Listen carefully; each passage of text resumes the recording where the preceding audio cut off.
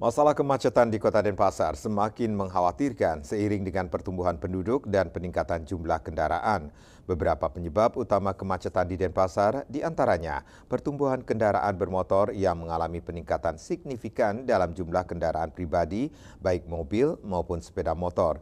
Banyak warga yang lebih memilih kendaraan pribadi dibandingkan transportasi umum karena lebih praktis.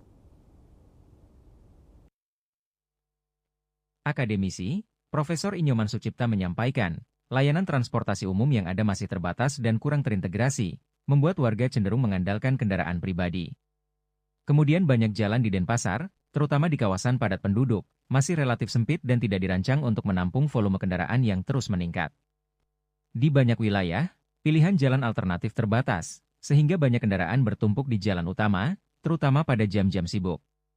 Pembangunan tanpa perencanaan lalu lintas yang matang juga menjadi penyebab utama. Banyak lokasi di pusat kota yang tidak memiliki fasilitas parkir memadai, sehingga kendaraan sering parkir sembarangan di jalan, mempersempit ruang lalu lintas. Banyak kendaraan dari luar kota Denpasar, seperti dari Badung atau Gianyar, masuk ke pusat kota Denpasar, terutama untuk kegiatan ekonomi dan bisnis, menyebabkan jalan-jalan utama semakin padat.